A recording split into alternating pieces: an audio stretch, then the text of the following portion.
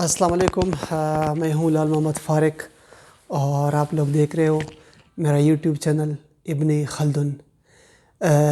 मैं एक बार फिर हाज़िर हुआ हूँ एक नए वीडियो के साथ, एक नए मौजू के साथ, एक नए टॉपिक के साथ। तो आइए देखते हैं कि आज का टॉपिक क्या है, आज का मौजू क्या है और इसमें आप लोगों के लिए मालूमात क्या है और इसमें क्या क्या बातें नोट की गई हैं, क्या बातें इसमें लिखी हैं।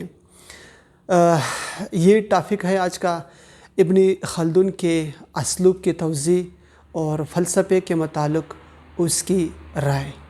जी हाँ, ये टॉपिक है इब्न खल्दुन के असलूब के तवज़ी और फ़लसफ़े के मुतालिक उसकी राय। इब्न खल्दुन आक़ली फ़लसफ़ी होने की हैसियत से फ़लसफ़ा इस्लाम के ज़ुमरे में शामिल नहीं किया जा सकता, लेकिन हम मुर्ख़ीन फ़रंग की राय इख्तियार करते हैं जिन्होंने इब्न खल्दुन को आलूम इज्तिमाई, इक़्तिसादियात और फ़लसफ़ा तारीख़ का बानी करार दिया है। वो उन फ़लसफ़ा के सिलसिले की कड़ी है जिनकी इब्तिदा कंदी से हुई और इख्तिताम इब्न रशद पर हुआ। इब्न खल्दुन फ़लसफ़े से बिल्कुल नाआशना न था। उसने फ़लसफ़े के अवलियात व असूल से वाक़फ़ियत हासिल कर ली थी। उसके बाद अपने तबई मेलान और अमली इज्तिमाई मुबाहिस से दिलचस्पी की बिना पर उसने फ़लसफ़े से आराज़ किया। ताहम उसने तमाम आलम पर एक फ़लसफ़ियाना नज़र डाली और आबादी और तमद्दुन पर अक़ली असूल को मंतबक किया। उसने अपनी बेनज़ीर तारीख़ की पहली किताब को महज़ कसर नफसी से मुक़दमे से ताबीर किया है, वरना इस पर फ़लसफ़ा तारीख़ का इतलाक़ बिल्कुल बजा और दुरुस्त है। यहाँ हम इसका कुछ हिस्सा पेश करते हैं जिनमें इब्न खल्दुन ने फ़लसफ़े के मुतालिक बहस की है। वो कहता है कि इस फ़सल में उसने फ़लसफ़े के बतलान को और हामिलीन फ़लसफ़ा के फ़साद को वाज़ेह किया है कि इससे इसके असलूब और तरीक़ा फ़िक्र का पता चलता है। चनांचे वो कहता है, ये आलूम जो तहज़ीब में पैदा होते हैं और जिनकी तमद्दुन में कसरत होती है, मज़हब के लिए मुज़र साबित होते हैं। बस ज़रूरी है कि इसकी हकीकत को वाज़ेह किया जाए और उनकी सच्चाई के जो लोग मुतरफ़ हैं उनकी आंख पर से पर्दा उठाया जाए।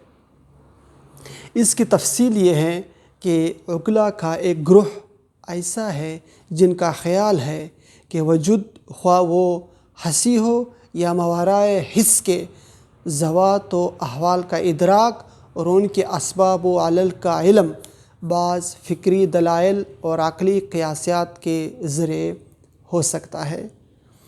ईमानी अक़ायद की सेहत का दारोमदार नज़री इस्तदलाल पर है, न कि समाई दलाइल पर, क्योंकि अक़ायद ईमानिया मुंजमला अक़ली मालूमात के हैं। ये लोग फ़लसफ़ा कहलाते हैं। फ़लसफ़ी की जमा। फ़लसफ़ी एक यूनानी लफ्ज़ है जिसके मानी मुहिब हिकमत के हैं। इसी ग्रुह ने हिकमत से बहस की है और इस गर्ज़ के हसूल में कमाल मुस्तादी का इजहार किया है। उन्होंने एक क़ानून भी वज़ा किया जिसके ज़रिए अक़ल को हक़ व बातिल के इम्तियाज़ का रास्ता मिलता है और उसका नाम मंतक है। इन फ़लसफ़ियों का ख़याल है कि सआदत तमाम मौजूदात के इल्म से हासिल होती है, ख्वाह ये मौजूदात हिस्सी हो या मावराए हिस्स, जो इस्तदलाल व बुरहान के ज़रिए हासिल होता है।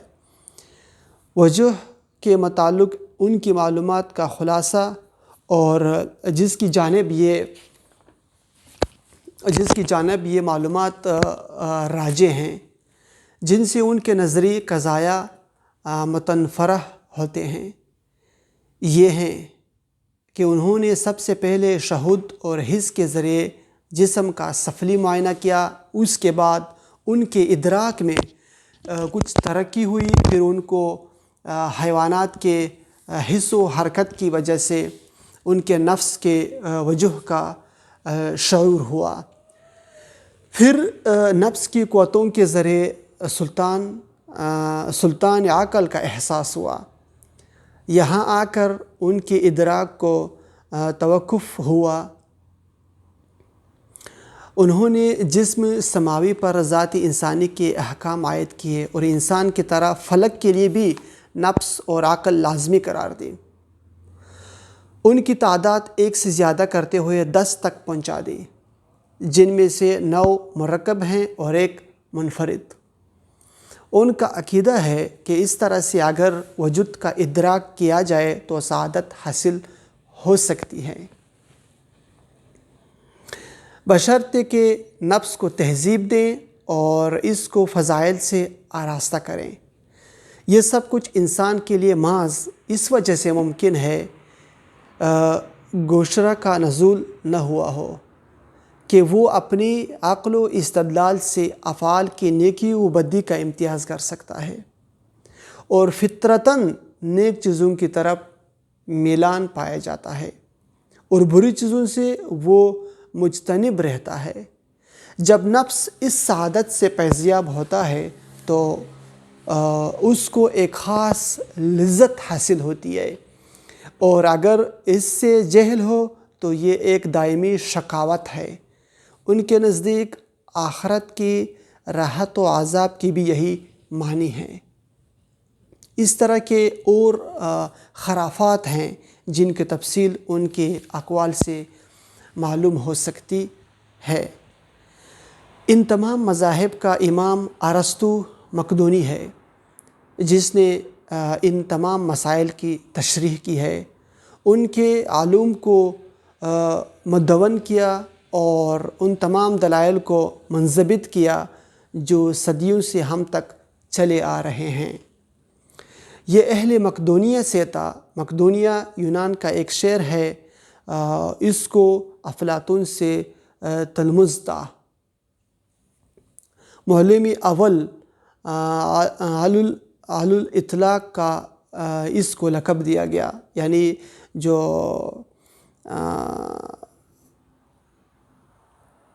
ارسطو تھا اس کو معلم اول علی الاطلاق بھی کہتے ہیں۔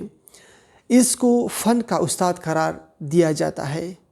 یہ پہلا شخص ہے جس نے منطق کے قوانین کو مرتب کیا اور اس کے مسائل کی تکمیل کی اور اس کو کمال شرح و بسط کے ساتھ پیش کیا۔ منطق کے قوانین کو اس نے نہایت حسن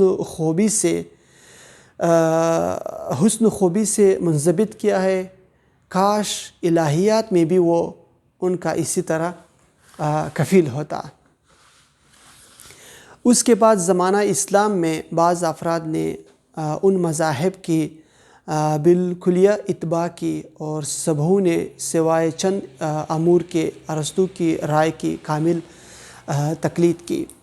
جب خلفائے بنی عباس نے معتقدین کی کتابوں کا یونانی زبان سے عربی میں ترجمہ کروایا تو اکثر اہل مذہب نے ان کا مطالعہ کیا اور علماء میں سے جن کو خدا نے گمراہ کر دیا تھا ان کے مذاہب کی پیروی کی، ان کی حمایت میں مجادلہ کیا اور ان سے چند فروعی مسائل میں اختلاف بھی کیا۔ ان میں سے مشہور ابو نصر فارابی ہے جو 4 صدی ہجری میں سیف الدولہ دیلمی کے عہد میں گزرا ہے۔ دوسرا بو علی سینا ہے جو 5ویں صدی میں خاندانی بنو بویہ سے تھا اور جو نظام الملک کے عہد میں اصفہان وغیرہ میں تھا۔ واضح ہو کہ یہ رائے جس کی احمقوں نے پیروی کی ہے کئی وجہ سے باطل ہے۔ ان تمام موجودات کو عقل اول کی طرف منسوب کرنا اور واجب الوجود کی طرف ترقی کرنے میں اسی پر اکتفا کرنا ان اشیاء کے جہل کی وجہ سے ہیں جن کی خدائے تعالیٰ نے تخلیق کی ہے۔ وجودی اول سے بہت زیادہ وسیع ہے اور ایسی چیزوں کو اللہ تعالیٰ پیدا کرتا ہے جن کا تم کو علم نہیں علیہ۔ تم نے جو محض اسبات یا عقل پر اکتفا کیا ہے اور ماورائے عقل چیزوں سے غفلت برتی ہے، اس میں تمہاری حالت بالکل ان تبعین کی سی ہے جنہوں نے محض اجسام کے ثبوت کو کافی سمجھا، جنہوں نے عقل و نقل سے آراز کیا اور جن کا اعتقاد یہ ہے کہ اللہ تعالیٰ کی حکمت میں جسمانیات سے ورے کوئی شے نہیں۔ ان کے دلائل جنہیں وہ اپنے دعووں کی تائید میں قوی سمجھتے ہیں اور ان کو منطق اور ان کے قوانین کے معیار پر پیش کرتے ہیں، دراصل تکمیلی غرض کے لحاظ سے کافی نہیں سمجھے جا سکتے۔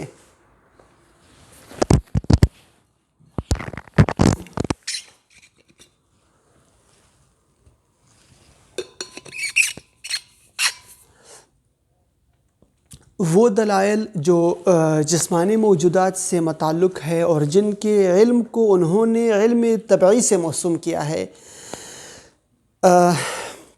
غلطیوں سے مبرہ نہیں، کیونکہ حد و قیاسات سے جو ذہنی نتائج ان کے نزدیک مستنبط ہوتے ہیں ان میں اور خارجی موجودات میں مطابقت غیر یقینی ہے، کیونکہ یہ احکام ذہنی کلی اور عام ہوا کرتے ہیں اور موجودات خارجی اپنے مادے کے ساتھ متشخص ہوتے ہیں۔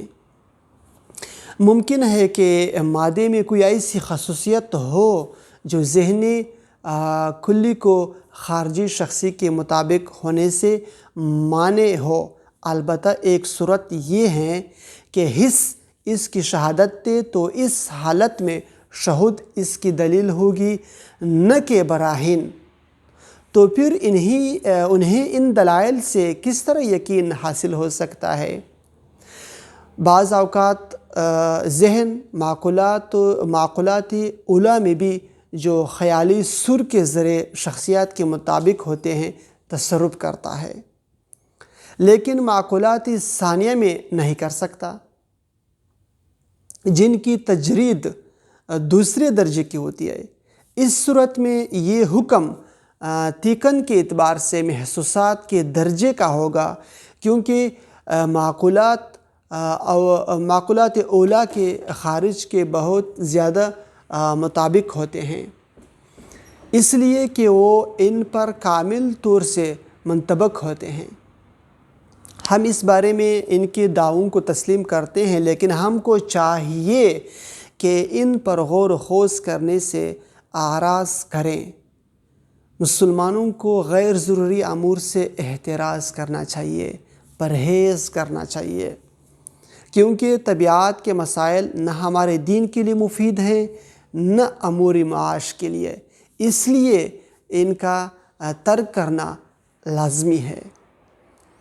رہے وہ موجودات جو ماورائے الحس ہیں، یعنی روحانیات جنہیں علم الہی اور علم مابعد الطبیعیہ سے موسوم کیا جاتا ہے، ان کے ذوات یعنی ماہیات مجہول ہیں، نہ ان تک پہنچنا ممکن ہے، نہ ان کے ثبوت میں کوئی دلائل پیش کیے جاتے ہیں، کیونکہ موجودات خارجہ و شخصیت سے ایسی معقولات کی تجرید ممکن ہے جن کا علم ہو سکتا ہے۔ ذوات روحانیہ کا ہم کو ادراک نہیں ہوتا جن سے دوسری ماہیتوں کی تجرید کی جا سکے، کیونکہ ہم میں اور ان میں حس کا حجاب حائل ہوتا ہے، اس لیے ان کے ثبوت میں کوئی دلیل پیش نہیں کی جا سکتی سوائے نفسی انسانی اور اس کے احوال اور خصوصاً عالمی رویا کے وجود کے، جو ہر شخص کے لیے محض ایک وجدانی شے ہے۔ ہمارے ہاں ان کے ثبوت کا کوئی ذریعہ نہیں، اور ان کے ماورا جو حقائق ہیں اپنی ذات و صفات کے لحاظ سے پنہاں اور پوشیدہ ہیں۔ ان کے علم تک پہنچنے کے لیے ہمارے لیے کوئی راستہ کھلا نہیں ہے۔ محققین فلاسفہ نے اس کی تشریح یوں کی ہے: جو چیز مادی نہیں اس پر کوئی دلیل قائم نہیں کی جا سکتی، کیونکہ برہان کے مقدمات کے لیے شرط ہے کہ وہ ذاتی ہوں۔ چنانچہ ان کا سب سے بڑا فلسفی افلاطون کہلاتا ہے۔ الہیات کا کوئی قطعی علم نہیں ہو سکتا۔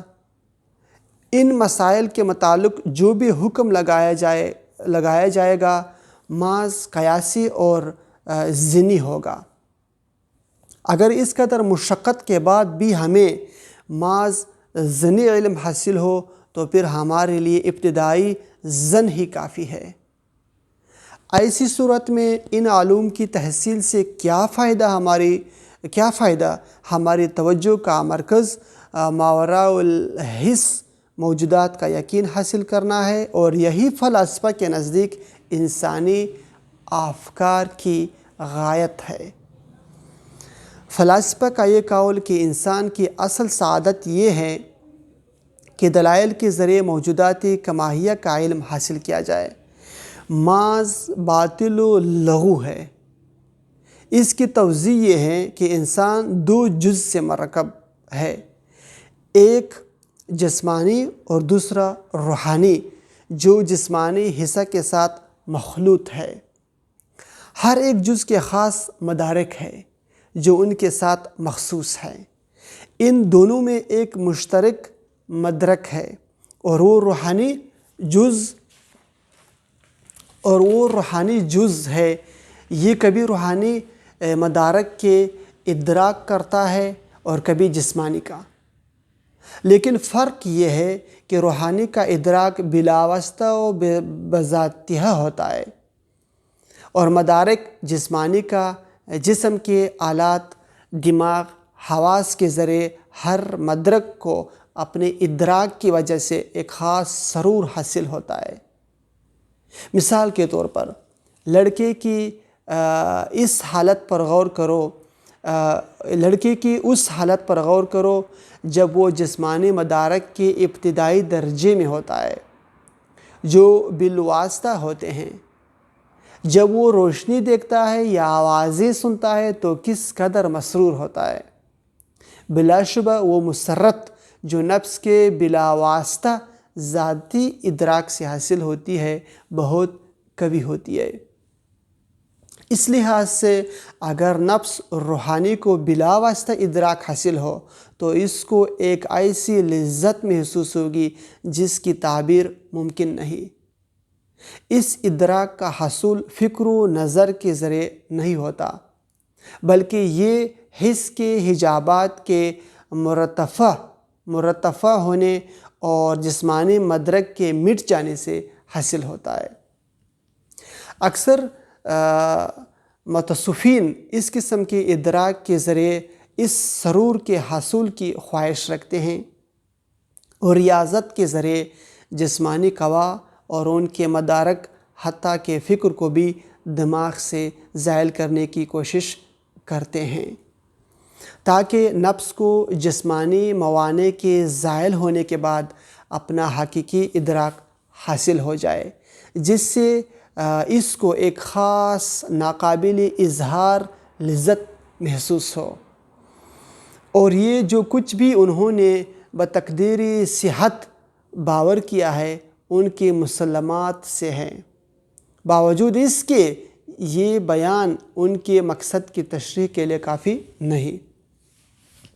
فلاسفہ کا یہ قول کہ اس قسم کی ادراک اور لذت کا حصول براہین اور عقلی دلائل کے ذریعے ہو سکتا ہے محض باطل ہے، جیسا کہ ہم نے پہلے بیان کیا ہے، کیونکہ براہین اور ادلہ کا تعلق مدارک جسمانیہ سے ہیں جو قواعد دماغیہ مثلاً خیال، فکر اور ذکر پر مشتمل ہوتے ہیں۔ لیکن اس ادراک کے حصول میں سب سے پہلا اصول یہ ہوتا ہے کہ تمام دماغی قوتوں کو زائل کر دیا جائے، مٹا دیا جائے، کیونکہ یہ اس کی راہ میں حارج ہوتے ہیں، عائل ہوتے ہیں، رکاوٹ ڈالتے ہیں۔ جو شخص بھی کتاب الشفا، اشارات بخا اور ابن رشد کے ملخصات پر جو ارسطو کی تالیفات سے ماخوذ ہیں کافی عبور رکھتا ہو، وہ ان تمام کی ورق گردانی کرے گا اور ان کے دلائل پر کامل اعتقاد رکھے گا اور ان سے اس قسم کی سعادت کا متلاشی ہوگا، لیکن اس کو یہ معلوم نہ ہوگا کہ وہ اس مقصود حصول میں موانعات کا اضافہ کرتا جا رہا ہے۔ اس مسئلے میں فلاسفہ کا تمام تر دار و مدار اس قول پر ہے جو ارسطو، فارابی اور ابن سینا سے منقول ہے۔ جس شخص کو عقلی فعال ادراک حاصل ہو اور وہ اپنی زندگی میں اس سے متصل ہو جائے تو وہ یقیناً اس سعادت سے بہرہ اندوز ہوگا۔ ان کے نزدیک عقل فعال سے مراد روحانیت کا وہ پہلا مرتبہ ہے جس کا حس پر انکشاف ہو سکتا ہے، اور عقل فعال کے اتصال کے معنی وہ ادراک علمی کے لیے ہیں۔ یہاں ادراک علمی کے لیتے ہیں، یہاں ان کی رائے کی غلطی واضح ہے۔ اس اتصال و ادراک سے ارسطو اور اس کے پیرو ادراک نفس مراد لیتے ہیں، جو بلا واسطہ حاصل ہوتا ہے اور جو حس کے حجاب کے مرتفع ہونے کے بغیر حاصل نہیں ہو سکتا۔